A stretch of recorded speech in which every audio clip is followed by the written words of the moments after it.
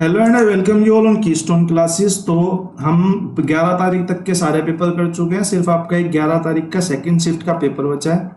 जो भी वीडियो को देख रहे हो, अगर आपके किसी के पास भी 11 तारीख का सेकंड शिफ्ट का पेपर है, हिंदी में भी हो या इंग्लिश में हो, कोई फर्क नहीं पड़ता, आप मेरे को टेलीग्राम पे भेज सकते हो जिससे कि मैं उसे करा सकूं। ठीक है, क्योंकि सीरीज ब्रेक हो रही है, बाकी तो सब लगभग सारे हैं, बीच में एक दो पेपर और नहीं है, फिर वो भी मांग लूंगा आप लोगों से। तो आप मेरे को 11 तारीख की सेकंड शिफ्ट का पेपर अगर भेज पाओ तो मुझे आप टेलीग्राम चैनल पे, कीस्टोन क्लासेस वाले टेलीग्राम चैनल पे अगर आप जाओगे और वहां पे ऊपर क्लिक करोगे तो आपको मेरा ना यूजर नेम मिल जाएगा, डिस्क्रिप्शन में डला हुआ, चैनल के डिस्क्रिप्शन में डला हुआ यूजर नेम मिल जाएगा। आप यूजर नेम पे डायरेक्ट जाओगे, मेरे उस पर रिडायरेक्ट हो जाओगे तो आप मेरे को वहां भेज दो। ठीक है, या फिर सेकंड वाला चैनल अगर आपने ज्वाइन कर रखा हो जिसमें कि हम क्वेश्चंस भेजते हैं, आप अगर उसमें ज्वाइन हो तो उसमें तो आप डायरेक्ट भी भेज सकते हो, नीचे चैट में, किसी भी चैट में भेज देना, वो मेरे को रिसीव हो जाएगा। ठीक है, बाकी पेपर्स के लिए आप कीस्टोन क्लासेस वाले चैनल को ज्वाइन कर सकते हो, जो भी नए देख रहे हैं।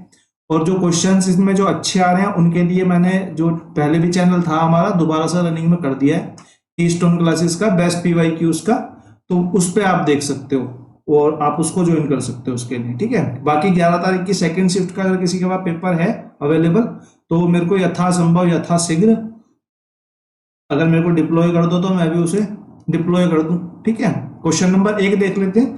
क्वेश्चन नंबर 1 हमारा कह रहा है कि how many twin prime numbers are there between 100 to 150। देखो, दो नंबर्स जो है ना वो आपके फ्रीक्वेंटली पूछे जा रहे हैं डीएसएसबी के अंदर। पहला कौन सा है?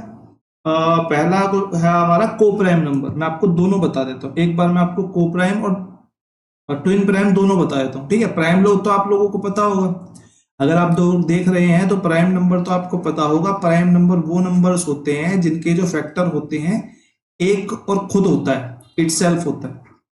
ठीक है, प्राइम नंबर्स तो वो होते हैं। अब केस आता है कि ये कोप्राइम और ट्विन प्राइम क्या है। कोप्राइम और ट्विन प्राइम, ठीक है, कोप्राइम हमारा होता है सहअभाज्य संख्या हिंदी वालों के लिए, जब आपका आएगा तो आएगा सहअभाज्य संख्याएं। और ट्विन प्राइम आपका होता है, ट्विन प्राइम को हिंदी में बोलेंगे जुड़वा अभाज्य संख्याएं, जुड़वा अभाज्य संख्याएं। ठीक है, जुड़वा अभाज्य संख्या, जुड़वा अभाज्य, किसी का पेपर हो उसके में आया हो तो मेरे को एक बार रेक्टिफाई कर देना अगर ट्विन प्राइम का हिंदी में कुछ और मतलब आ रहा था तो। जुड़वा अभाज्य संख्याएं, अभाज्य संख्या, ठीक है, थोड़ा सा देख लेना हिंदी। तो मेरा कहने का क्या मतलब है, यहाँ पे प्राइम के बाद भी दो फैक्टराइजेशन इसके और होते हैं, जैसे कि कोप्राइम होता है, एक ट्विन प्राइम होता है। ट्विन प्राइम वाले में जो कंडीशन है कि नंबर्स का प्राइम होना जरूरी है, नंबर्स का प्राइम होना जरूरी है। ठीक है, लेकिन कोप्राइम वाले केस में क्या होता है कि नंबर्स का प्राइम होना जरूरी नहीं है, अगर वो प्राइम्स नहीं है तो भी उनका काम चल जाएगा। ठीक है, येलो ले लेते हैं। ठीक है, अगर वो प्राइम नहीं है तो भी उनका काम चल जाएगा। कैसे चल जाएगा? जैसे कि ट्विन प्राइम नंबर जो होते हैं वो ऐसे नंबर हैं जिनके बीच में जो गैप होता है वो 2 होता है। अब ये क्वेश्चन पिछली किसी शिफ्ट में आया था, मैंने आपको कराया भी था, मतलब कराया नहीं था, मैंने आपको बता दिया था कि ट्विन प्राइम वो होते हैं जिनके बीच में जो है गैप जो होता है वो 2 होता है। गैप जो होता है 2 होता है, जैसे कि अगर मैं बात करूं 3 और 5, इनके बीच में कितना गैप है? 3 और 2 5। ठीक है, ये ट्विन प्राइम नंबर है, ये आप वैसे भी प्राइम नंबर है और वैसे भी, और वैसे इनका गैप जो है वो 2 का है, तो ये ट्विन प्राइम नंबर हो गए। जैसे कि अगर मैं अगले की बात करूं, अगला हो जाएगा 5 और 7, 2 का गैप है और प्राइम नंबर भी है दोनों। अगर इसी सीरीज में अगर मैं आगे बात करूं तो नंबर आ जाएगा 11 और 13, आपस में गैप कितने का है? 2 का, और दोनों प्राइम नंबर्स भी हैं। अगर मैं इस सीरीज में और आगे की बात करूं तो आ जाएगा 17 19, 2 का गैप है और प्राइम नंबर भी है। लेकिन कोप्राइम वाले केस में ये नहीं होता। मैं आपको समझा इसलिए रहा हूं क्योंकि ये दो, मेरे को लगभग 5-6 क्वेश्चन इस टाइप के मिल गए हैं कि प्राइम और कोप्राइम और ट्विन प्राइम। प्राइम तो सब लोगों को पता होता है, लेकिन बहुत से लोगों को ट्विन प्राइम और कोप्राइम नहीं पता होता। फिर उन्हें कोप्राइम पता होता है या तो उन्हें ट्विन प्राइम पता होता है, तो वो कंफ्यूज हो जाते हैं कि मेरे से कोप्राइम पूछा है, वो कोप्राइम की प्रॉपर्टी जिसमें लगा देंगे ट्विन प्राइम की इसमें लगा देंगे। जैसे कि अगर मैं को प्राइम की बात करूं तो को प्राइम का मतलब ये है कि वो आपस में बेशक प्राइम ना हो, वो इंडिविजुअली जो आइडेंटिटी उनकी है वो बेशक प्राइम ना हो, लेकिन वो आपस में कोई फैक्टर शेयर ना करते हो। जैसे कि कोई भी दो नंबर हैं जो आपस में दो फैक्टर शेयर नहीं करते, दो से ज्यादा फैक्टर शेयर नहीं करते, वो आपके को प्राइम नंबर्स होते हैं। जैसे कि मैं बात करूं 8 और 15, 8 और 15 के बीच में एक ही, या तो ये एक से कटेंगे, दोनों दोनों एक से कट रहे हैं, या तो अपने आप से कट रहे हैं, या तो अपने आप से कट रहे हैं। लेकिन क्या ये नंबर्स प्राइम है? ये नंबर्स प्राइम तो नहीं है। अगर मैं प्राइम की कंडीशन की बात करूं तो ये प्राइम नहीं है, लेकिन ये आपस में को प्राइम है। तो ये जोड़ा जो है वो आपस में को प्राइम का है। ये एक्चुअल में प्राइम नंबर नहीं है, लेकिन ये जोड़ा जो है आपस में को प्राइम का है। आई होप आप लोग समझ पा रहे होंगे। जैसे कि अगर मैं बात करूं 9 और 17 बोल देता हूं, ये वाला जो नंबर है ये एक्चुअल में प्राइम है, लेकिन ये वाला नंबर तो प्राइम है नहीं, लेकिन ये आपस में को प्राइम है, आपस में को प्राइम है। ठीक है, आप लोग समझ पा रहे होगे मैं क्या कहना चाह रहा हूं। तो इसको अगर आपको नोट डाउन करना है तो अपनी कॉपी वॉपी में कहीं भी नोट डाउन कर लेना, क्योंकि मेरे से यहाँ पे क्या पूछा है कि how many twin prime number are there 100 to 150। मेरे से बहुत ज्यादा पूछ लिया, मतलब इतना मैंने देखा नहीं है किसी भी स्टेट एग्जाम्स में ऐसे क्वेश्चन आते हैं। मैं एक्चुअल बताऊं तो उल्टे सीधे से जो क्वेश्चन बनाता है ना स्टेट में बनाता है। अब इस साल बना रहा है तो ट्विन प्राइम पे बहुत सारे क्वेश्चन बनाएगा, ये को प्राइम पे बना रहा तो को प्राइम पे बहुत सारे क्वेश्चन इस साल बनाने वाला है। तो अगर मैं बात करूं तो मैंने बोला भैया ट्विन प्राइम को मैं एक बार पूरी तरीके से देख ही लेता हूं, पूरी तरीके से देख ही लेता हूं। मेरे से मेरा क्या मतलब है, मैं एक बार देख लेता हूं ट्विन प्राइम के कितने वो बनते हैं, सेट्स बनते हैं। ठीक है, जैसे कि अगर मैं देखूं तो मैंने आपको पहले ही बताया 3 5 होता है, 5 7 होता है, 11 13 होता है। मेरे से पूछा 100 से 150 है, लेकिन मैं शुरू से ही लिखवा रहा हूं, 50 50 के सेट में सारे लिखवाता हूं चलूंगा। ठीक है, 11 13 होता है, 11 13 की अगर बाद में बात करूं तो 17 19 होता है, 17 19 होता है। आपस में प्राइम, वैसे भी प्राइम और आपस में भी प्राइम है। 29 और 31 होता है, और 2 का गैप है, सब में 2 का गैप मिलेगा आपको। 29 और 31 होता है, 41 और 43 होता है लास्ट। ये तो 50 तक के हो गए। ठीक है, ये तो 50 तक के हो गए आपके ट्विन प्राइम नंबर्स। अगर मैं और आगे बात करूं 50 से 100 तक भी देख लेता हूं, तो 50 से 100 तक सिर्फ 2 ही नंबर होते हैं, वो होते हैं हमारे 59 61, और दूसरा होता है हमारा 2 सेट होते हैं, सॉरी 71 और 73। ये हमारे 2 सेट बनते हैं। और आगे एक और 50 और देख लेते हैं, 150 तक देख लेते हैं, क्योंकि हमारा जो सवाल है वो 150 का है। तो उसके सेट बनेंगे आपके 101 और 103। ठीक है, 107 और 109, और आपके बनेंगे 137 और 134। ठीक है, ये वैसे कैरेक्टर में क्वेश्चन आता था पहले, पता नहीं इसमें कैसे डालने लग गए। और एक सेट जो लास्ट बनेगा वो बनेगा 149, नहीं ये तो 150 के ऊपर चला जाएगा फिर। ठीक है, ये तो 150 के ऊपर चला गया, 149 और 151। तो आपके जो 100 से लेके 150 तक के सेट हैं, क्योंकि यहाँ तो 151 हो गया ना, तो आपके कितने नंबर्स बन गए, 1 2 और 3 नंबर्स। ठीक है, अब हम यहाँ पे देख लेते हैं कि 150 से लेके 200 तक अगर इन फ्यूचर आपका सवाल आ जाता है तो इससे ज्यादा तो आप याद भी नहीं कर पाओगे, मैं भी नहीं कर पाऊंगा। तो ये 179 और 181 हो जाएगा, 191 और 193 हो जाएगा एक सेट, और एक लास्ट सेट इसमें बनेगा 197 199। तो मैं अगर बात करूं तो पहले 100 में कितने सेट हैं, पहले 100 में हमारे 1 2 3 4 5 6 सेट हैं। अगले 50 सॉरी पहले 50 में हमारे 6 सेट हैं, दूसरे 50 में हमारे 2 सेट हैं, तीसरे 50 की बात करूं तो जो सवाल था उसमें 3 सेट हैं, और चौथे 50 की बात करूं तो इसमें हमारे 4 सेट हैं। तो हमारा आंसर कितना हो जाएगा, 2 हो जाएगा। अगर आपसे आगे पूछ ले कि 1 से 100 तक कितने नंबर्स हैं जो ट्विन प्राइम होते हैं, तो आप सीधा सीधा बोलोगे कि 6 और 2 8 हमारा जो है राइट आंसर हो जाएगा। ठीक है, आई होप मैं इसे ठीक से समझा चुका हूं। क्वेश्चन नंबर 1 के बाद क्वेश्चन नंबर 2 देख लेते हैं। पिछले वाले क्वेश्चन के बाद तो ये हलवा होना चाहिए। ए और बी एक काम को 5 दिन में कर सकते हैं, भाई ए और बी एक काम को 5 दिन में कर सकते हैं। सी और डी उसी काम को 14 दिन में कर सकते हैं। सी प्लस डी उसी काम को 14 दिन में कर सकते हैं। ए बी सी डी कुल मिलाकर एक साथ कितने दिनों में काम को पूरा कर लेंगे। मैं टोटल वर्क निकाल लेता हूं, एलसीएम ले लूंगा तो 70 मल्टीपल ही आ जाएगा।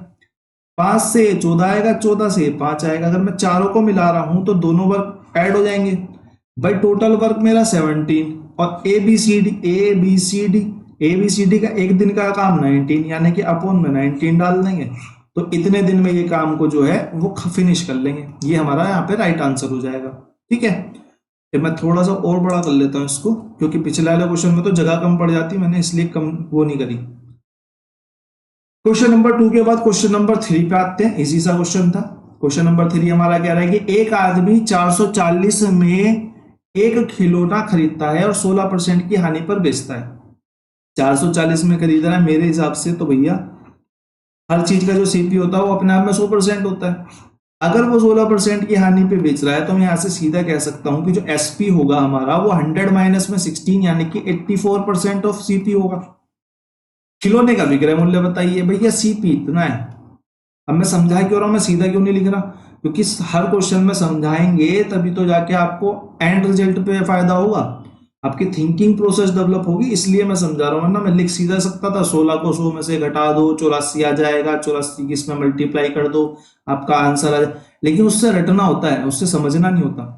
तो अपने आप में सीपी 100% का 84% एसपी होगा, तो 440 का 84% निकालना है।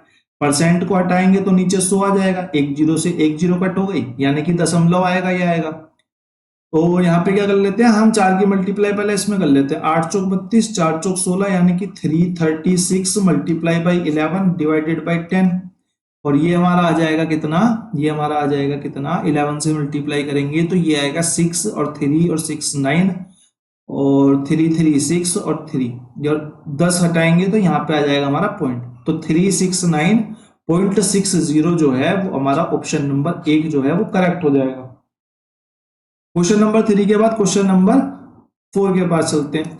क्वेश्चन नंबर 4 हमारा कह रहा है कि 21 से 60 तक कितने प्रतिशत संख्याओं में इकाई का अंक 1 या 9 है। अब मेरे को बताओ, ये तो सिंपल सा क्वेश्चन होना चाहिए कायदे से। 21 से 60 तक की बात करिए, 21 से 60 के बीच की बात या बिटवीन की बात नहीं करिए। ठीक है, पहले एक क्वेश्चन हमारा इस चक्कर में गड़बड़ हो गया था, उससे पहले एक बार ये असिस्टेंट ग्रेड 3 में आया था बीच या बिटवीन करके, तो वहां पे मैंने रेक्टिफाई कर दिया था, वहां पे इन्होंने आंसर गलत दिया था। लेकिन पिछली बार वार्डन में ये पेपर में क्वेश्चन आया और मैंने वो करा दिया और मैंने बिटवीन का ध्यान नहीं दिया, तो मेरे हिसाब से तो आंसर वो करेक्ट आ रहा था। लेकिन वो बिटवीन का नया ध्यान देने के चक्कर में उन्होंने जो है वो आंसर सही लगा रखा। पिछली बार बिटवीन दिया और आंसर विदाउट बिटवीन के लगा दिया, इस बार बिटवीन दिया और आंसर विद बिटवीन के लगा दिया। तो यहाँ पे मैंने बिटवीन को काउंट नहीं करा और मेरी तरफ से जो आंसर है वो गलत हो गया। तो इस बार मैं आपको बता दूं कि ये 21 से 60 तक में दोनों को कैलकुलेट कर रहा है, ये 21 को भी कैलकुलेट कर रहा है और ये 60 को भी कैलकुलेट कर रहा है। ठीक है, तो मेरे से क्या बोला है, 21 से 60 तक की संख्याएं हैं। इकाई के अंक की अगर मैं बात करूं तो एक बार 21 आएगा, एक बार 31 आएगा, एक बार 41 आएगा, एक बार 51 आएगा और 61 तो नहीं आएगा। तो कितनी संख्या हो जाएंगी, 1 2 3 4, 4 संख्या है, तो ये हो गई एक वाली। अगर मैं 9 की बात करूं तो 9 29 से स्टार्ट होगा, 29 से 39 आएगा, फिर 49 आएगा, फिर 59 आएगा। यहां भी 4 संख्या हो गई, 1 2 3 और 4, यानी कि एक वाली भी 4 संख्या और 2 वाली भी 4 संख्या। तो मेरे पास टोटल 8 संख्या ऐसी हो गई जिनमें इकाई का अंक या तो 1 आ रहा है या तो 9 आ रहा है।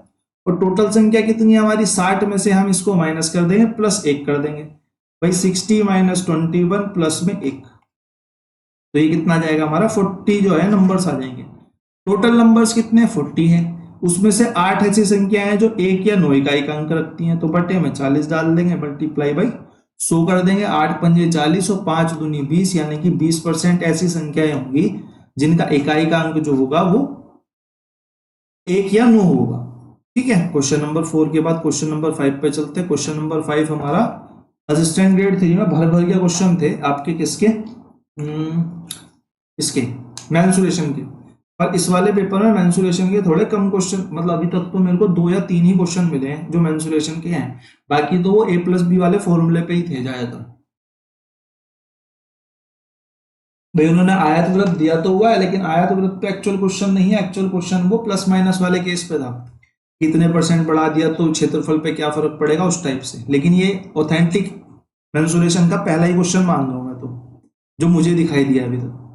यदि 21 सेंटीमीटर ऊंचाई वाले, यानी कि मेरे को हाइट दी हुई है, बेलन, एक बेलन का वक्र पृष्ठीय क्षेत्रफल 2244 सेंटीमीटर स्क्वायर है। मेरे को यहाँ पे देखते ही मेरे दिमाग में क्लिक होना चाहिए कि जो बेलन होता है उसका वक्र पृष्ठीय क्षेत्रफल होता है 2πr/h, और मेरे को अगर h दे दी है तो मेरे को r तो यहाँ से फाइंड हो जाएगी, बाकी मेरे को इसकी वैल्यू पता होती है। तो उसका आयतन पूछा हुआ है इसने, मेरे को आयतन को देखते ही पता हो जाना चाहिए कि आयतन की वैल्यू होती है πr²h। तो मैं 2πr/h से अगर r निकाल लूं और यहाँ पे पुट कर दूं तो मेरा काम बन जाएगा। मैंने बोला 2πr/h इज इक्वल टू 2244। अगर मैं आगे बात करूं तो 2 मल्टीप्लाई में 22/7 मल्टीप्लाई में r कितना है हमारा हमको नहीं पता, और h कितना है हमारा, h है हमारा 21। तो ये हो गया 2244। अगर मैं काटना चाहूं तो 7 या 21 और 22 से पूरा इसे ही काट देता हूं, 104 कट हो जाएगा। उसके बाद अगर मैं काटूंगा तो 3 दूनी 6, 6 से इसे काटूंगा, 6 कम 6, 6 चौक 24। तो r की वैल्यू कितनी आ जाएगी, r की वैल्यू हमारी आ जाएगी 14। अगर r की वैल्यू मेरी 14 आ गई और h की वैल्यू मेरे पास पहले से ही 21 है, h की वैल्यू पहले से ही मेरे पास 21 है, तो मैं इसमें डाल देता हूं वैल्यू। इसमें वैल्यू जब मैं डालूंगा तो पाई की वैल्यू 22/7, r मैंने निकाला 14, तो 14 मल्टीप्लाई 14, और h मैंने निकाल लिया 21, तो 21 दिया हुआ है, मल्टीप्लाई बाय 21।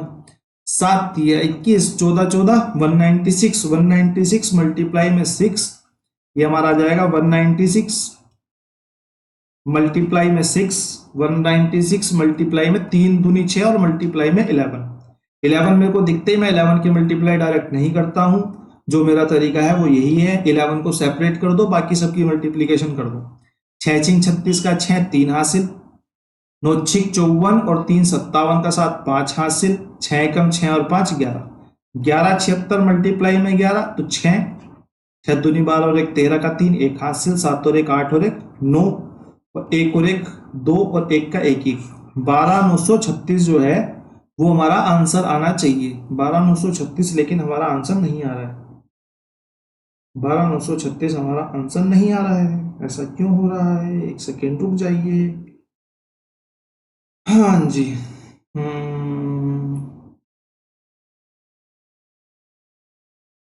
हमने काटने में गड़बड़ कर दी, सॉरी, पूरा क्वेश्चन खराब कर दिया मैंने तो, जल्दबाजी के चक्कर में पूरा क्वेश्चन ही खराब कर दिया। अब मेरे को आइडिया कैसे लगा, क्योंकि ये मल्टीप्लिकेशन जो है ना बहुत छोटा आ रहा है, तो मैंने बोला यहाँ पे कुछ गड़बड़ होगी। अगर यहाँ पे गड़बड़ होगी तो मैंने काटने में ही गड़बड़ करी होगी। जब मैंने इसे 6 से काटा ना, तो ये 6 कम 6 और यहाँ कितना बचा, 4 बचा, ये 102 आएगा, और ये 102 आएगा, 104 नहीं आएगा, और 6 7 42, ये 17 आएगी आर जो है वो हमारी 17 आएगी। ठीक है, अब आर को 17 डालते हैं, क्वेश्चन सोल्व करते हैं।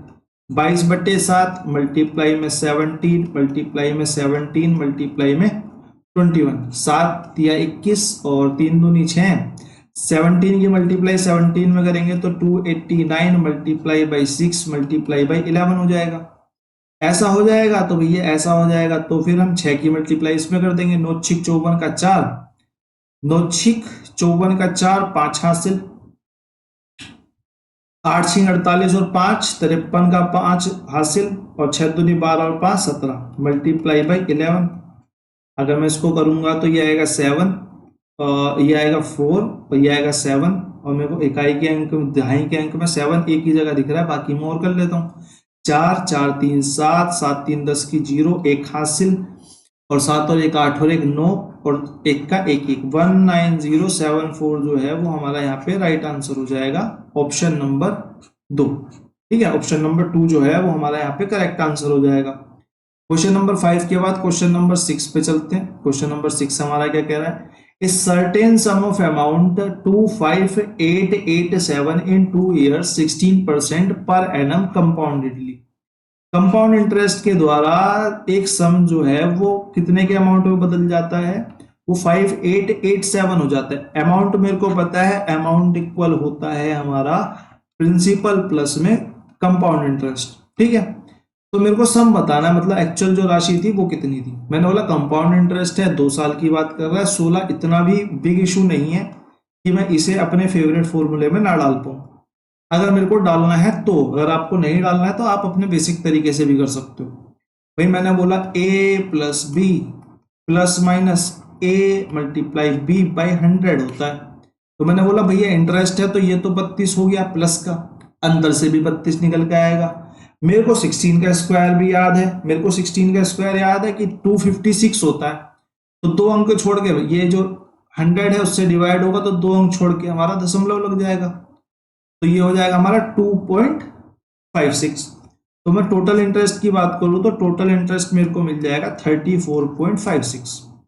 अगर मैं अमाउंट की बात करूं, क्योंकि अपने आप पे प्रिंसिपल 100% होगा तभी हम इस केस को मान रहे हैं, तो 100 प्लस में 34.56 इक्वल टू 134.56, ये हमारा जो है वो राइट आंसर हो जाएगा।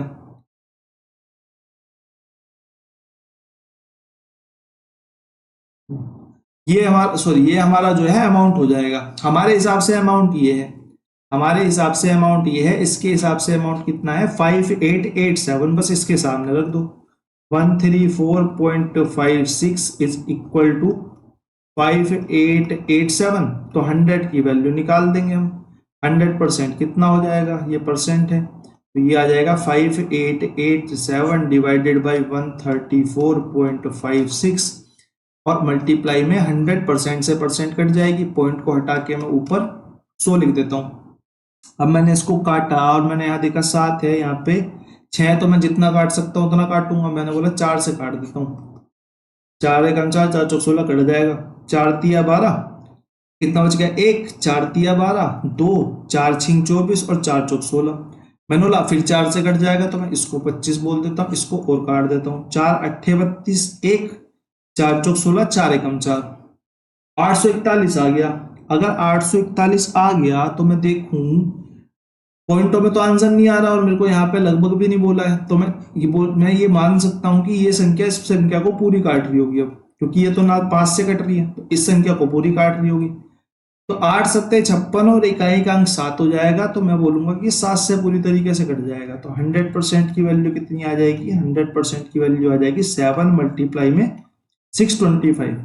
तो मैं 625 की 7 में मल्टीप्लाई कर देता हूँ। 7 पंजे 35 का 5, 3 हासिल, 7 दूनी 14, 4 17 का 7, 1 हासिल, 6 सत्ते 42 और 1 43। तो 4375 जो है वो हमारा यहाँ पे राइट आंसर हो जाएगा, बिल्कुल ऑप्शन नंबर 3। ऑप्शन नंबर 3 हमारा यहाँ पे करेक्ट आंसर हो जाएगा। और आपका क्वेश्चन नंबर 6 इसी के साथ खत्म हो जाता है। क्वेश्चन नंबर 7 की तरफ को चलते हैं। क्वेश्चन नंबर 7 हमारा क्या कह रहा है, एक बार आप लोग पढ़िए, एक बार आप लोग पढ़िए। सिंपल सा क्वेश्चन है, ज्यादा कुछ है नहीं।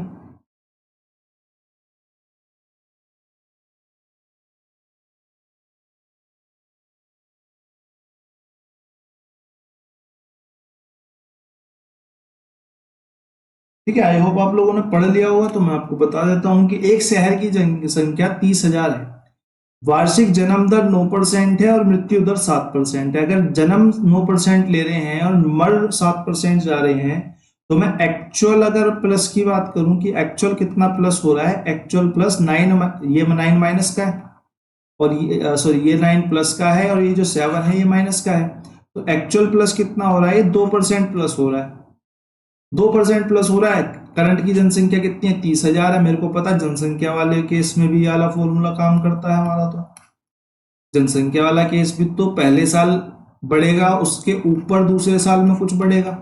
तो मैं ए और बी को अगर 2 मानूंगा तो ये 4 हो जाएगा प्लस में, क्योंकि प्लस का केस है तो माइनस तो निकलेगा, अंदर से प्लस निकल गया, ये माइनस निकलेगा, वो सीन तो है नहीं। तो मैं सीधा जोड़ूंगा, 2 दूनी 4 होता है। तो यहाँ पे 0.04 यहाँ से निकल आएगा अंदर से, ये कितना हो जाएगा 4.04% की इंक्रीज आएगी। इंक्रीज अगर इतने की आएगी तो मेरे से जनसंख्या पूछी, यानी कि टोटल पूछा है। अगर मेरे 100% की वैल्यू 30,000 है तो मैं सीधा से बोल सकता हूं कि 1% की वैल्यू 300 है। यहां से तो मैं बोल सकता हूं ना, अगर 100% में 4.04% प्लस हो जाएंगे तो मैं बोलूंगा कि 104.04 की कितनी हो जाएगी 300 मल्टीप्लाई में 104.04। 2 जीरो हटाऊंगा तो 2 जीरो कट जाएंगी, तो 4 तिया 12 का 2, एक हासिल। 3 0 0 एक का एक ही एक, मैंने देखा कि दहाई का अंक जो है बस एक ही जगह पे 7 है। इकाई का अंक तो सेम है दो जगह, लेकिन दहाई का अंक जो है एक ही जगह 7 है, सॉरी 1 है, एक ही जगह 1 है। तो मेरा यहाँ पे ये इसे देख के राइट आंसर ये क्लिक हो जाना चाहिए। अगर टाइम की कमी नहीं है तो आप पूरी कैलकुलेशन कर लो। 3 0 0 1 का 1 ही 1, 4 तिया 12 का 2, एक हासिल, एक का एक ही एक, और 3 का 3 ही 3। 3 1 2 1 2, कोई ज्यादा बड़ी कैलकुलेशन भी नहीं है, कर भी सकते हो, और प्रेजेंस ऑफ पॉइंट ठीक है तो आप करके आगे भी निकल सकते हो। जिन लोगों के 10 10 15 15 20 20 मिनट बचते हैं उनके ऐसे बचते हैं, मतलब 2 घंटे के पेपर में, 1 घंटे के पेपर में जिनके 10 12 मिनट बचते हैं उनके ऐसे ही बचते हैं, वो कैलकुलेशन को शॉर्ट करते हैं क्वेश्चन नंबर, लेकिन उन्हें अपने ऊपर भरोसा भी होता है कि मैं कर रहा हूं तो ठीक ही कर रहा हूँ। तालिका का अध्ययन करें और प्रश्न का उत्तर दें। 5 अलग अलग महीने जनवरी से मई तक 6 स्टोरों ABCDEF द्वारा बेची गई कारों की संख्या निम्नलिखित दी गई है। फरवरी में सभी दी गई दुकानों द्वारा बेची गई कारों की औसत संख्या पूछी हुई है मेरे से। औसत के लिए सबसे पहले मेरे को प्लस करना पड़ेगा सबको, मैं यही प्लस कर लेता हूं, मैं लिखूं क्यों अलग से जब मेरे पास डायग्राम है। तो मैं तो नहीं लिख रहा, आपको लिखना है तो आप अपने पेपर पे जो व्हाइट कलर का मिलता है उस पे यहाँ लिख के उस पे कर सकते हो। मैंने बोला 0 2 4 और 2 6, 6 और 5 और 5 10, यानी कि 16 का 6, एक हासिल। 3 और 1 4, 5 0 और 5 और 7 और 5 12, 12 और 4 16 और 1 17 का 7, एक हासिल। 3 और 1 4 5 6 7 8 9 10 11, 11 और 4 15 और 3 17, यानी कि 1776 जो है वो टोटल आ गया। अगर टोटल आ गया तो एवरेज की अगर मैं बात करूं तो एवरेज क्या होगा टोटल, यानी कि 1776। और कितने आंकड़े हैं, ये 6 आंकड़े, 6 स्टोर है, 6 से डिवाइड कर देंगे, 6 तो नहीं 12, कितना बच गया 5, 6 सत्ते 42, 6 सत्ते 42, 6 अट्ठे 48, और 6 निम 54 290, 6 निम 54 3 बच गया, और 6 चिंग 36, यानी कि 296 जो है वो हमारा यहाँ पे राइट आंसर हो गया, ऑप्शन नंबर 2।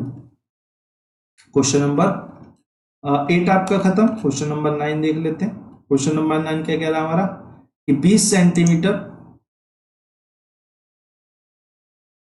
हाँ 20 सेंटीमीटर मल्टीप्लाई में 4 सेंटीमीटर वाले एक आयताकार टुकड़े से, आयताकार टुकड़े की बात कर रहा तो मैं आयताकार टुकड़ा पहले बना लेता हूँ। मैंने बोला ये आयताकार टुकड़ा है भाई, ऐसे 20 है, ऐसे 4 है, चौड़ाई में 4 है।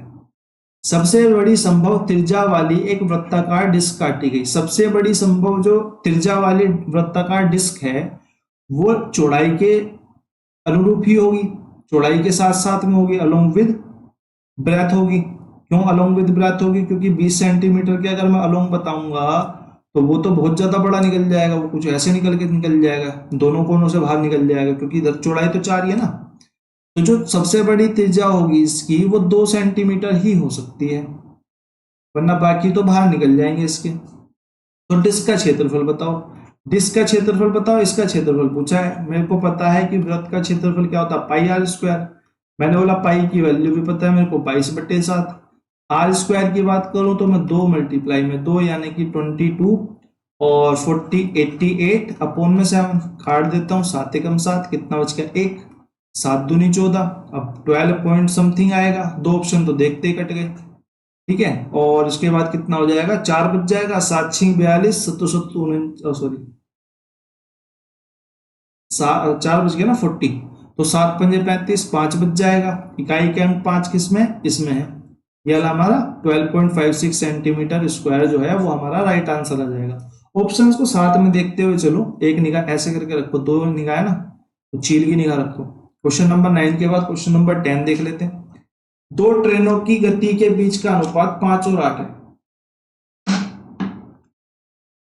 यदि दूसरी ट्रेन 3 घंटे में 330 किलोमीटर चलती है तो पहली ट्रेन क्या हो, कितना चलेगी।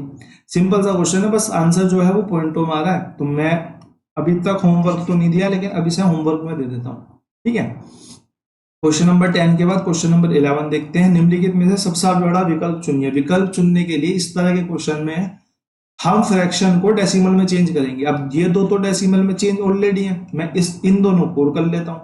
मैंने बोला 17 को जब मैं 7 से डिवाइड करूंगा, 7 को 17 से डिवाइड करूंगा तो मेरा आएगा 17 × 51, 17 × 4 = 68। 17 चौका 68, तो हो सकता है बड़ा हो सकता है एक बार को, अगर ये 5 की जगह 6 आ जाएगा तो ये बड़ा हो जाएगा।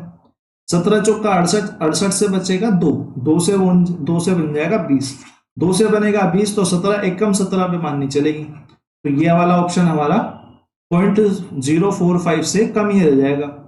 इस वाले को देख लेते हैं, 7 चौक 28, 0.4, और कितना बचेगा, 7 चौक 28, 7 पंजे 35, सॉरी 7 पंजे 35, 7 पंजे 35, 40 हो जाएगा नहीं पॉइंट लगाती, 7 पंजे 35, तो ये तो सारों से बड़ा आ गया, इससे भी बड़ा आ गया, इससे भी बड़ा आ गया, इससे भी बड़ा आ गया। सबसे बड़ा कौन सा ऑप्शन हो गया हमारा, ऑप्शन नंबर 4। क्वेश्चन नंबर 11 के बाद क्वेश्चन नंबर 12 पे चलते हैं। क्वेश्चन नंबर 12 आपका गलत दिया हुआ है, बहुत पुरानी आदत है एसएसबी की, एक आधा क्वेश्चन तो उन्होंने गलत देना ही देना है। 5 लगातार क्रमांक संख्याओं का तीसरी व चौथी संख्याओं का औसत 27.25 है। जब तक की संख्या बोली ना हो कि वो कुछ भी हो सकती है, वो फ्रैक्शन में भी हो सकती है, वो डेसिमल में भी हो सकती है, तब तक क्रमागत संख्याओं का मतलब हमारा यही होता है कि दो संख्याओं के बीच में एक का गैप होना चाहिए। समझ रहे हो कि अगर मैं बोलूं क्रमागत संख्याएं हैं तो 1 3 5,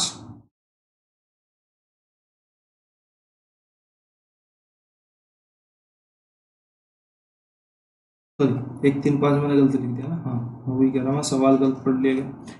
मैंने बोला अगर मेरी दो संख्या है उनके बीच में एक का गैप है तभी वो क्रमागत होगी, अनटिल अनलेस कि वो क्वेश्चन में डिफाइन कर दे कि numbers can be in decimal too और numbers can be in fraction. जब तक ये नहीं बोलता है तब तक क्रमागत संख्याओं को हम यही मानेंगे कि उनका गैप जो है वो एक का आएगा, और क्रमागत में पूर्ण संख्याएं होंगी, वो डेसिमल्स में नहीं होंगी। ठीक है, अब क्वेश्चन जो बोल रहा है वो बोला तीसरी और चौथी संख्या का औसत जो है 27.25 है। आप कोई सी भी क्रमागत संख्या उठा लो, आप आपके जीवन जोन से आती है संख्या, जैसे कि मैं उठा लेता हूं 25 और 26, मैंने उठा ली एक रैंडम संख्या 39 और 40। मैं किसी भी संख्या को उठाऊंगा और उसका औसत निकालूंगा। औसत कैसे निकालते हैं, टोटल करके आधा, ये आएगा हमारा 51 अपॉन में 2, ये हमारा आ गया 25.5। ठीक है, इसके बीच की संख्या आ गई 25.5, इसके बीच की ऐसे ही 39.9 आएगी। एक सेकेंड दे जीवन बच्चों साहब क्या हो गया,